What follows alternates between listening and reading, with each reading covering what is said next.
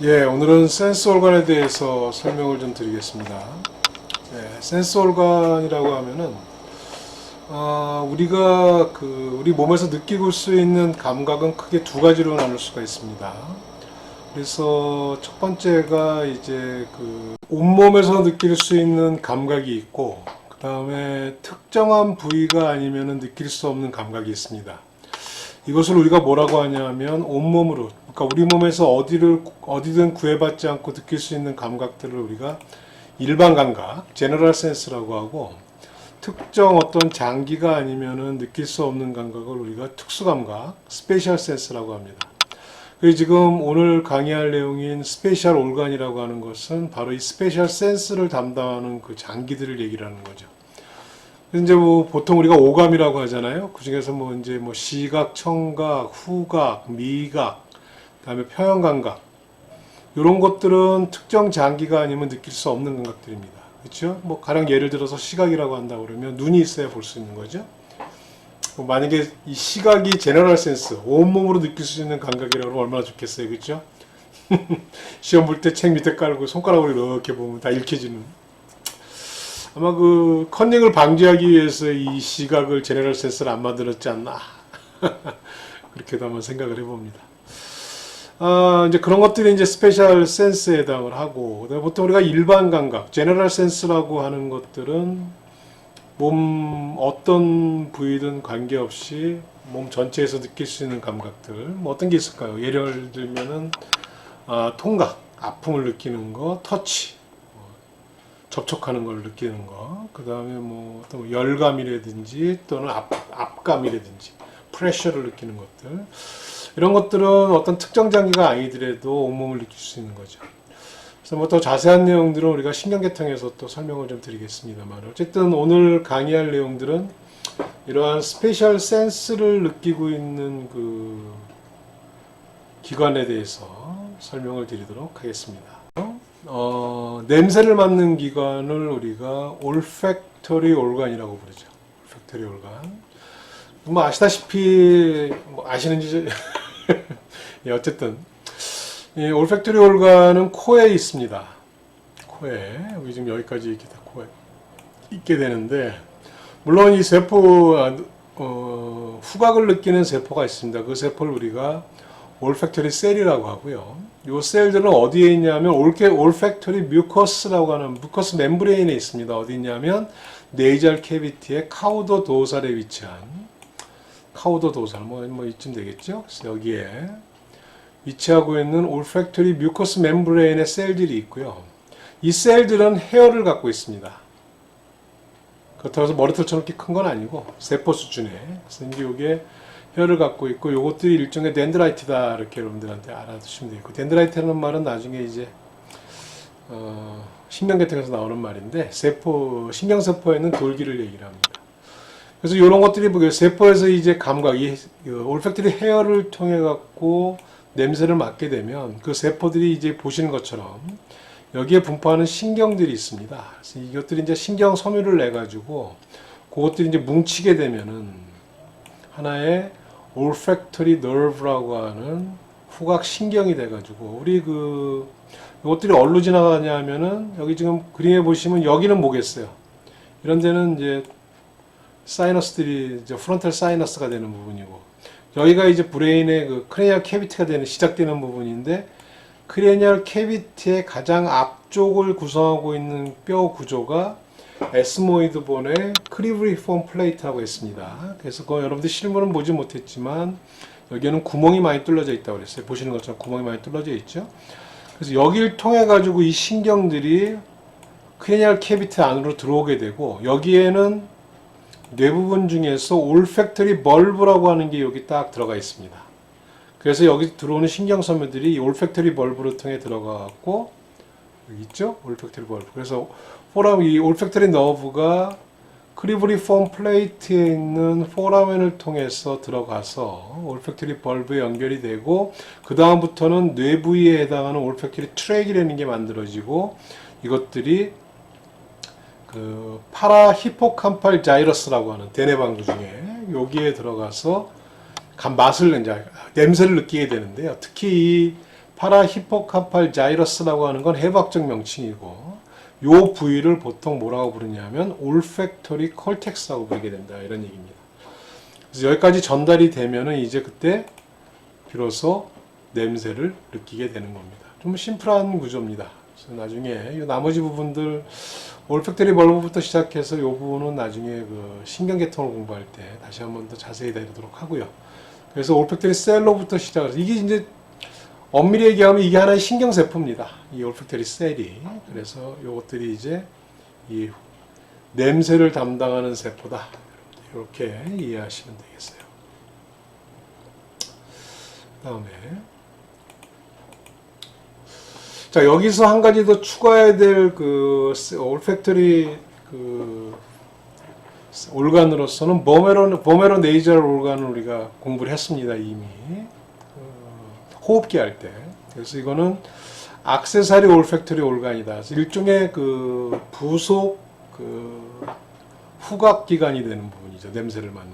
그래서 뭐 다 지난번에 강의했던 거죠. 블라인드 색이다. 그래서 어디 있냐면 네이절 캐비티의 바닥에 놓여져 있는, 양쪽에 놓여져 있는 기관이다. septum 옆에, 네이절 septum 옆에 양쪽에 놓여져 있는 기관이다. 그래서 이것들은 오랄 캐비티하고도 연결된다. 커넥티비티, 인사이시브 닥트에 통해 가지고 연결돼 있고, 여기 하는 역할은 이제 레코그나이징 페로메논, 그렇죠? 이제 성적 그 기능과 관련된 그런 기능을 하게 돼서 섹슈얼 비헤이버하고 그다음에 레코그니션 리터스, 새끼들을 인식하는 그런 기능을 하는 거라고 해서 예전엔 이걸 제이콥슨스 또는 야콥슨스 올간이라고 불렀습니다. 근데 이거 해부학적 명칭이 보메로 네이저 올간으로 바뀌었다. 나중에 그 리스피레이터리 시스템에서 설명드린 내용들을 다시 한번 참고하시면 될 것 같습니다. 저희가 2개 정도의 기관이 그 후각과 관련된 그런 기관이다. 이렇게 하시면 되겠고요. 자, 그 다음에 두 번째로 이 특수 감각 기관에 해당하는 게 구스테이토리 올간, 즉 맛을 느끼는 기관입니다. 이것도 우리가 그 소화기 계통에서 혀를 공부하면서 이미 한번 언급이 됐었죠. 그래서 구스테이토리 올간에 해당하는 것은 테이스트 버드라고 하는 겁니다. 일종의 셀입니다, 이것들도. 그래서 이 혓바닥에는, 혀에는 그 파필라가 여러 종류 있다고 그랬습니다. 그래서 그때 2가지 정도로, 기능상으로 봤을 때 2가지 정도의 파필라로 나눌 수가 있다고 했는데, 그래서 이제 보통 그 메케니컬 파필라하고 그 다음에 구스테이토리 파필라로 나눈다. 그래서 구스테이토리 파필라에는 테이스트 버드가 있어가지고 맛을 느끼게 되고, 구스테이토리 파필라에 해당하는 것들이 발레이트 파필라, 펀지폼 파필라, 그리고 폴리에이트 파필라가 있다고 했습니다. 그래서 여기에는 구스테이토리 셀이라고 하는 게 있습니다. 그래서 버드라고 쓴 거는 이게 싹처럼 생겼다. 새싹처럼. 지난 시간에 강의를 녹음하다 보니까 뭐 선풍기 틀고 에어컨 틀고 그러니까 잡소리가 많이 나가지고 지금 다 껐거든요. 그랬더니 좀 덥네요. 그래서 제가 뭐 머리 쓰다듬거나 뭐 땀 좀 닦는 것들을 이해해 주시기 바랍니다. 자, 근데 이제 이 혀의 경우에는 아까 그 올팩토리 센스에 관여되는 신경은 올팩토리 너브라고 해가지고 이건 첫 번째 내신경입니다. 내신경이 12쌍이 있는데 그 중에서 첫 번째 내신경. 내신경의 순서는 뇌 전체적으로 봤을 때 그것들이 이제 시작되는 부분, 그 순서대로 이제 번호를 붙이게 됩니다. 그 고유 명칭도 있고 따로 이제 그 기능에 따라 갖고 이제 명칭을 붙이게 되는데, 올팩션 같은 경우에는 올팩토리 너브가 단독으로 이제 책임지는 그런 부분이고, 이 구스테이토리 올간 같은 경우, 올간에서 이 맛을 느끼는 테이스트와 관련된 신경은 이게 하나의 신경이 관여하는 게 아니고 그 혀의 부위에 따라서 또는 맛을 느끼는 그 입 구강에 있는 오랄 캐비티 주변에 있는 여러 기관들 중에서 맛과 관련된 부분에 분포하는 것들이 좀 차이가 난다. 이렇게 여러분들이 이해를 하시면 되겠습니다. 그래서 혀의 앞쪽 3분의 2 정도에 퍼져 있는 이 테이스트 버드를 통해서 오는 맛 감각은 7번째 뇌신경인 페이셜 러브를 통해 갖고 전달이 되게 됩니다. 그리고 뒤쪽 3분의 1 같은 경우에는 9번째 뇌신경인 글로소페린지얼 러브에 의해 가지고 전달이 되고요.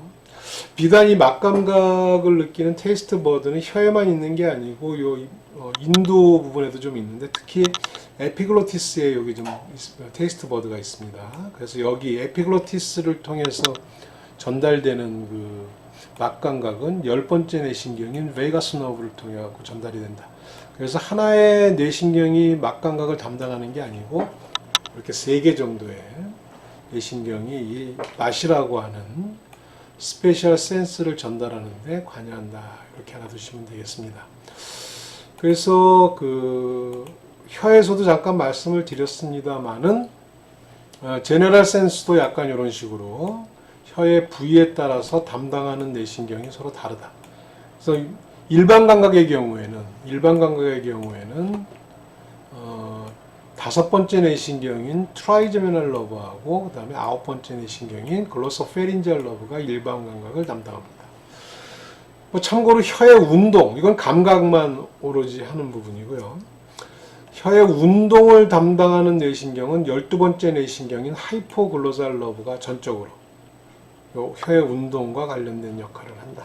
그래서 좀 더 세분돼서 보면 여기 어딘 줄 알겠죠? 이거 자이고마틱 아치고 여기 팀파닉 불라 있는 부분, 팀파닉 불라 있는 부분부터 해가지고 뇌신경들이 여러분들이 외웠던 구멍을 통해 나와가지고 각각 분포하는 것들을 도식화해 놨습니다. 그래서 그림 한번 참고해 주시기 바랍니다. 그 다음에 이제 3번째 센스 올간으로 뭐가 있냐면 이제 비주얼 올간이 있습니다. 뭐 아이겠죠, 눈. 그래서 눈을 지금 여기 그림에 그려놨는데, 눈은 보통 우리가 이제 눈알을 아이보리라고 합니다. 눈알. 그래서 이 눈알은 이 벽 부분이, 이 벽이 3층으로 구성되어 있습니다. 그래서 가장 바깥쪽으로부터 안쪽으로 파이브러스 코트, 그 다음에 바스쿨라 코트, 그 다음에 너버스 코트라고 부릅니다. 이 명칭에서도 나와 있는 것처럼 가장 바깥쪽에 있는 막은 파이브러스 티슈로 되어 있는 부분이고요. 그 바로 안쪽에 있는 층은 바스쿨라 코트. 바스쿨라라는 거는 뭡니까? 혈관을 얘기를 하죠. 그래서 이 혈관막에 해당하죠. 혈관막에 해당하고 가장 안쪽에 있는 층, 그것이 너버스 코트. 너버스 코트니까 이거는 신경막에 해당하는 겁니다. 그래서 각각의 부위별로 이렇게 그 막을 구성하고 있는 그 성분이 좀 차이가 난다. 이렇게 아시면 되겠고요. 그래서 먼저 파이브러스 코트를 살펴보게 되면은 이 파이브러스 코트는 부위에 따라 갖고 각기 다른 명칭으로 불리게 됩니다. 그래서 보통 앞쪽 4분의 1 정도를 이 파이브러스 코트 중에서 눈알의 앞쪽 4분의 1에 해당하는 이 부분을 뭐라고 하냐면 코니아라고 부릅니다. 흔히 얘기하는 각막이 되는 부분입니다. 여기가 각막. 그리고 특징은 뭐냐면 트랜스페어런트 파트다. 그러니까 여기는 무슨 얘기예요? 투명하다는 얘기입니다. 앞쪽 4분의 1 정도는 각막으로 되어 있고 각막이라고 부르고 이건 투명하게 되어 있는 부분이다. 그 다음에 나머지 각막을 제외한 나머지 뒤쪽 부분, 뒤쪽 4분의 3 부분을 뭐라고 하냐면 스클레라라고 부릅니다. 스클레라. 카우달 4분의 3. 이거는 파이브러스 화이트 파이브러스 레이어다. 그래서 주로 여기는 콜라지너스 파이버하고 그 다음에 일라스틱 파이버로 구성되어 있다. 그래서 약간 탄성이 좀 있습니다. 이 눈알 자체가 말랑말랑 탄성이 있는 그런 형태를 띠고 있고요. 그 다음에 코니아하고 스클레라가 만나는 부분에는 뭐가 형성되어 있냐면은 비너스 플렉서스. 비너스 플렉서스라는 말은 뭐냐면, 비너스라는 말은 정맥을 얘기를 하죠. 플렉서스라는 말은 뭐가 이렇게 얽히설키 얽혀 있다는 얘기입니다. 네트를 형성하고 있다 이렇게 보시면 되겠고요. 그래서 그 네트를 형성하고 있는 것을 비너스 플렉서스 어디 있냐면 투 레이어가 만나는 곳에 형성되어 있다. 이렇게 여러분들이 알아두시면 될 것 같고요. Observed aqueous humor라는 말이 있는데요. 뒤에 한 번 더 설명을 드리겠지만 요 각막 요 뒤에 요 공간이 좀 있죠. 이 부분. 이 공간이 있고 요게 이제 렌즈에 해당하는 부분인데 렌즈. 요 사이는 액체가 들어가 있습니다. 그래서 그 액체의 이름이 뭐냐면 아퀴에스 휴머라고 하는 액체가 들어가 있어 갖고, 이제 액체니까 이것들이 여기서 순환을 하면서 생산되고 다음에 이제 소멸되는데, 이것들이 빠져나가는 곳이 어디냐면 이 비너스 플렉서스를 통해 가지고 정맥으로 환류가 되는 그런 부위다, 이렇게 하시면 되겠습니다. 그래서 이 부위에는 비너스 플렉서스라고 하는 게 형성되어 있다, 이렇게 하시면 되겠고요. 코트를 말씀을 드리면, 바스쿨라 코트는 이제 여러분들이 아마 맥락막이라고 주로 배웠을 부분인데 혈관층이라고 부르게 되고요. 이걸 그 해방 용어로 우베아라고도 부릅니다. 의학 용어로 우베아라고 부르고, 우리가 이제 포도막이라고 번역을 합니다. 왜 그러냐면 이제 여러분들 그 까만색 포도 있죠? 그 캠벨 포도. 포도를 보게 되면 그 알맹이는 좀 뭐라 그럴까요? 파란색, 녹색 비슷한 걸 띠고 껍질, 알맹이를 빼내고 나면 껍데기만 남잖아요. 그 이 맥락막, 이 바스쿨라 코트가 거의 포도하고 포도 껍질하고 거의 비슷합니다. 그래서 이거를 우리가 우베아, 포도막이라고 번역을 하고.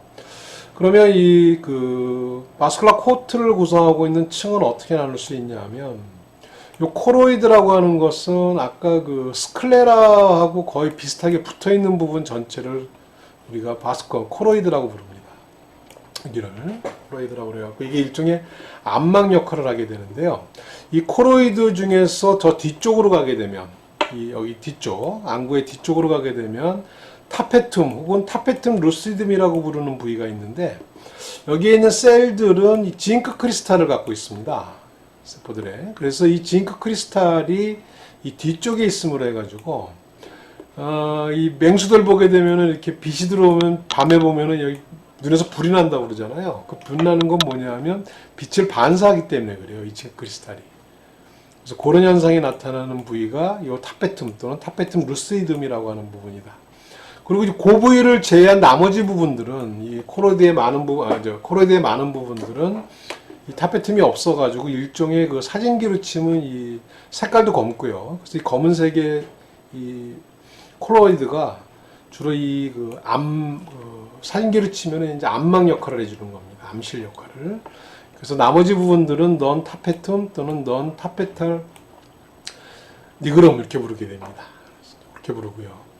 실리아리 버디는 뭐냐면 요 코로이드의 앞쪽 부분 중에서 이렇게 돌기되어 있는 부분, 머슬도 좀 있고요. 머슬과 함께 이 코로이드 바스쿨라 코트 중에 일부가 이렇게 돌기처럼 튀어나온 부분들이 있습니다. 그래서 이 전체를 우리가 코로이드라고 부르고요. 그림에서 보시면 이제 여기 이쪽 부분에 해당하는 부분들이 이제 코로이드 바디에 해당하는 부분이고, 여기 그려져 있는 건 머슬들이고요. 그리고 이제 여기 튀어나온 부분들이 코로이드 프로세스에 해당하는데, 요 부위를 확대해서 보게 되면 이제 요 그림이 되는 겁니다. 그래서 보시는 것처럼, 이 그림에서도 보시는 것처럼 요 코로이드 프로세스에서 가느다란 실 같은 것들이 나와갖고 이 구조하고 연결이 되어 있잖아요. 이게 뭐냐면 렌즈입니다. 렌즈. 그래서 요 부분을 확대해서 본 그림을 보게 되면, 코로이드 프로세스 끝에는 이런 가느다란 그 섬유 같은 것들이 연결돼 갖고 렌즈에 매달려 있습니다. 그래서 이 코로이드 프로세스의 끝에 매달려서 코로이드 프로세스 끝부분하고 렌즈사를 연결시켜주고 있는 이 섬유 다발을 뭐라고 하냐면 조듈이라고 부릅니다. 또는 조듈라 파이바 이렇게 부르게 돼요. 그래서 이것들이 이제 렌즈의 두께를 조절을 하게 됩니다. 렌즈의 두께를 조절한다는 얘기는 초점을 맞춰준다는 얘기예요. 초점을. 그렇게 이해하시면 되겠고요. 그 다음에 이 바스쿨라 코트에 해당하는 것 중에서 이 앞쪽으로, 렌즈의 앞쪽으로 이렇게 길게 확장되어 있는 부분이 있습니다. 이 부분을 우리가 아이리스라고 부릅니다. 이거를 홍채라고 번역을 하죠. 그래서 요 그림은 지금 안구를 세지탈 섹션으로 해서 보니까 이제 단면을 보게 되는데, 실제로는 이게 이렇게 있습니다. 렌즈가 이렇게 있습니다. 요 주변을 뺑 둘러싸고 있는 거죠. 이렇게 둘러싸고 이렇게 식으로 둘러싸고 있게 되는 겁니다. 그래서 여러분들 눈을 이렇게 보면 눈 색깔이 인종마다 틀리다고 그러잖아요. 그래서 뭐 파란색도 있고 노란색도 있고, 동양인 같으면 거의 대부분 이제 브라운을 띠게 되는데, 그래서 이제 색깔은 이제 이 아이리스의 색깔은 인종마다 차이가 나지만 여러분들 거울을 보시면서 한번 자세히 들여다보면 이 아이리스 중심부에 해당하는 부분, 여기는 인종을 불문하고 다 새까맣습니다. 여기는, 이 부위는. 왜 그러냐 하면 이게 여기 아까 트랜스페어런트하다고 그랬죠? 여기도 이 렌즈도 트랜스페어런트 해야 되죠. 빛이 통과에 들어가 갖고 실제로 우리가 보면은 어디를 보게 되는 거냐 하면 저 뒤쪽에 있는 코로이드를 보게 되는 겁니다. 그래서 이건 인종에 상관없이 다 새까맣다. 자, 그러면 우리가 이제 퓨필이라고 하는 게 동공이라고 하는 부분인데요. 동공은 어디를 얘기하는 거냐 하면 이렇게 됐을 때 이제 이 가운데 부분을 얘기를 하게 됩니다. 이건 아이리스고요. 여기 이제 아이리스가 되죠. 그래서 이 가운데 부분을 우리가 동공이라고 하게 됩니다. 그래서 이제 동공이 이제 동공 이거를 늘리거나 줄이게 하는 근육들이 이제 여기 이 아이리스 쪽에 들어가 있는 거죠. 그래서 이 퓨필을 조이거나 또는 퓨필을 넓히는 근육들이 있습니다. 요거는 우리 마음대로 할 수 있는 작용은 아니죠. 그래서 여러분들 왜 이제 의식을 잃고 쓰러지는 사람들을 봤을 때 어떤 그 신경학적 반응을 볼 때 의사들이 하는 것 중에 첫 번째 뭐예요? 빛을 비춰봅니다. 눈에다가 빛을 비치게 되면은 요 퓨필이 컨트롤러블 라이트가 되어 있잖아요. 빛의 양을 조절을 하기 때문에 빛이 과도하게 들어오게 되면 순간적으로 이것들이 싹 오므라들게 됩니다. 이게 오므라들게 돼요. 그 오므라든다는 얘기는 스핑터 머슬이 있다는 얘기죠. 반대로 이제 어두컴컴한 데 들어가게 되면 이게 확 벌어집니다. 그래서 그때는 넓혀지게 되는 거죠. 그래서 요것들을 이런 그 근육들에 영향을 미쳐갖고 퓨필의 사이즈를 줄였다 늘렸다는 것들은 다 자율신경에 의해서 조절이 됩니다. 그래서 동공을 조이는 거는 파라심파스틱 너브, 부교감신경이 흥분을 해서 이런 현상이 나타나게 되고, 그러니까 동공이 확대되는 것은 심파스틱 너브, 교감신경에 의해서 조절이 되는 거죠. 이거는 보통 파라심파스틱은 보통 우리가 어떤 상태냐면 편안하고 안락한 상태입니다. 그리고 심파스틱은 굉장히 좀 위급하고 화가 나고 하는 스테이트를 만들어주는 게 심파스틱. 그래서 거기에 따라 가지고 이 동공이라고 하는 거, 빛의 양을 조절해주는 게 차이가, 그러니까 결국 눈에 들어오는 빛의 양을 조절해준다는 얘기죠. 그래서 이 두 개의 신경에 의해서 조절이 된다. 이렇게 알아두시면 될 것 같습니다.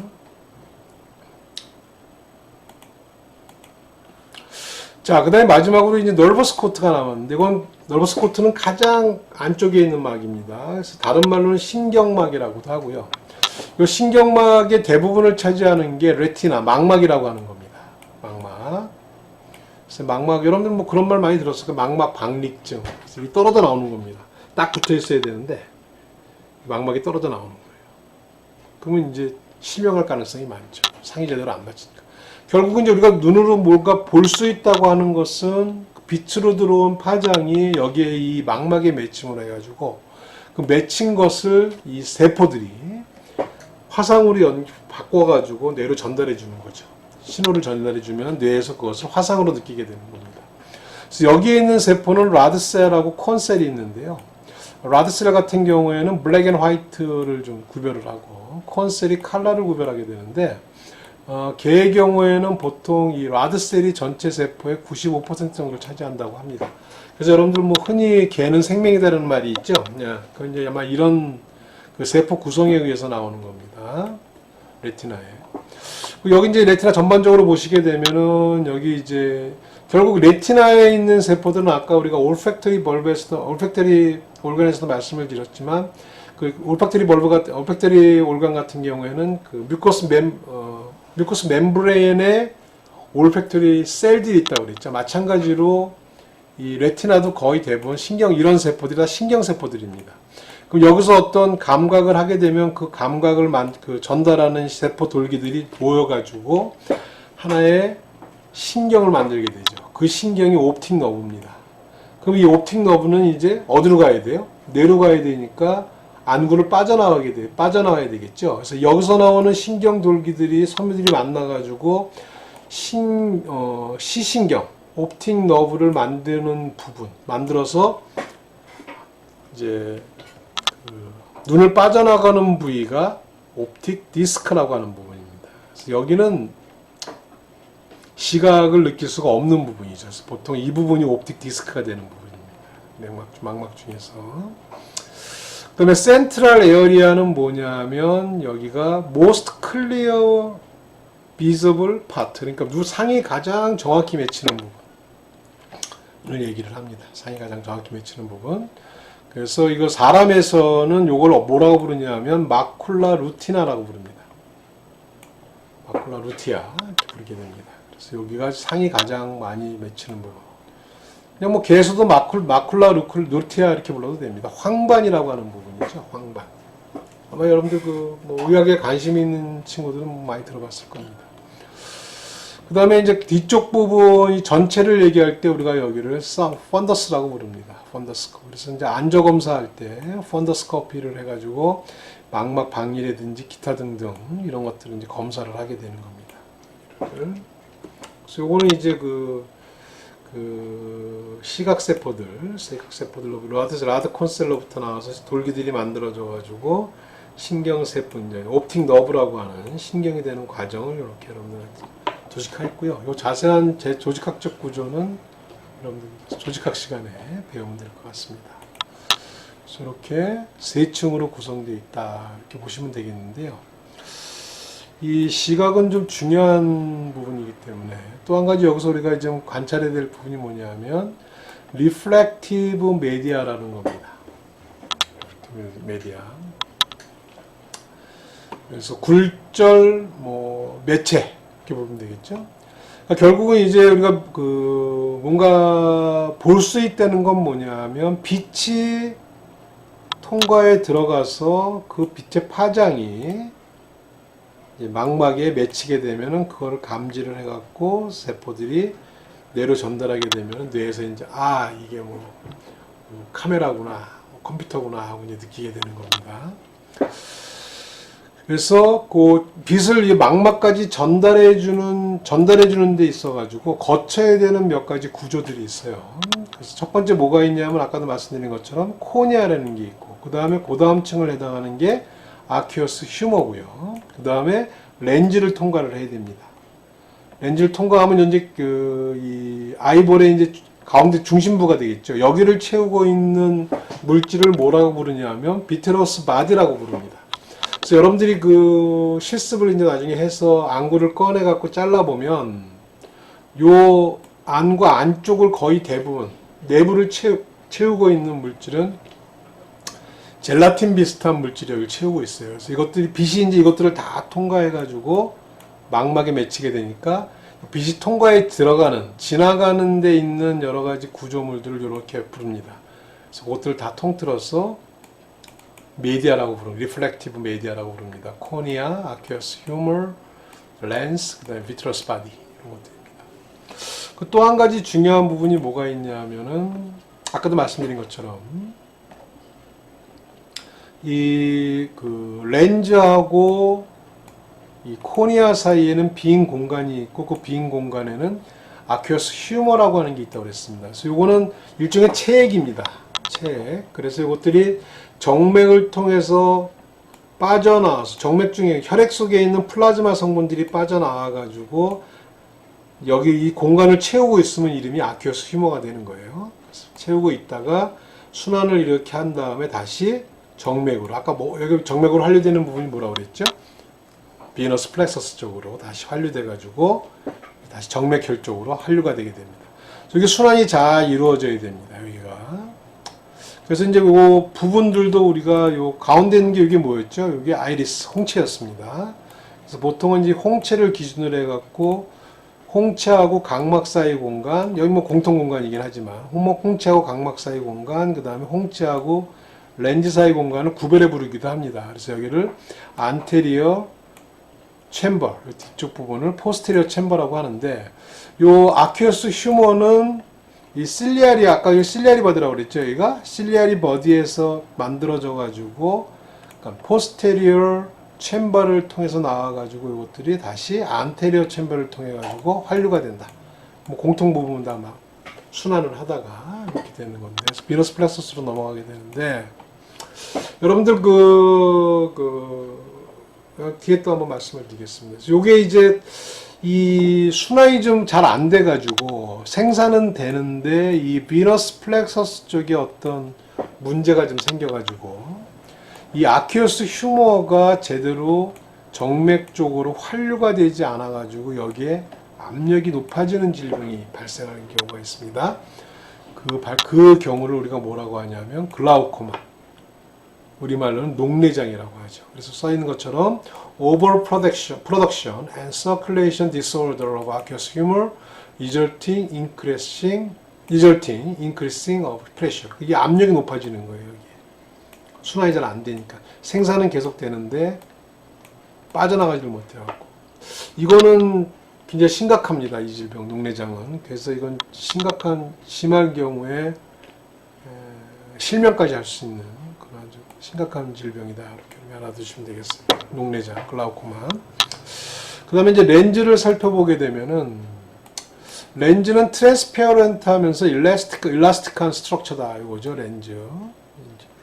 그래서 투명해야 되겠죠. 투명해야 이제 빛이 통과해서 볼 수가 있으니까. 그래서 이거는 이제 컨트롤링 thickness. 이 thickness가 컨트롤링 되는 거는 얻은 것에 의해서 조절이 되냐면은 아까 말씀드렸던 실리아리 프로세스에 붙어 있는 요 조듈라 파이버 또는 조듈에 의해 가지고 요게 조절이 되게 됩니다. 이 렌즈에서 올 수 있는 병적 증상 중에 하나는 카타렉트입니다. 카타렉트는 우리가 흔히 얘기할 때 백내장이라고 하는 거죠. 백내장. 그래서 이거는 이제 파이브러스, 트랜스페어런트에 될 이 렌즈에 파이브러스 티슈가 좀 자라나가지고 여기가 혼탁해지는 겁니다.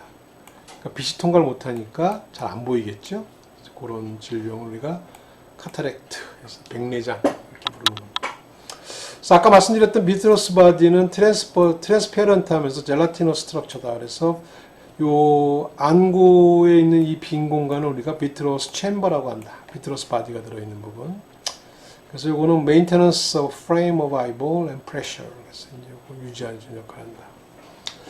그래서 엑소프탈모스라고 하는 거는 이제 정상적으로는 이제 그 위치가 있는데 안구 위치가 종에 따라서는 이 안구가 좀 돌출되어 있는 경우를 엑소프탈모스라고 합니다. 그래서 이게 이제 이런 것도 비교적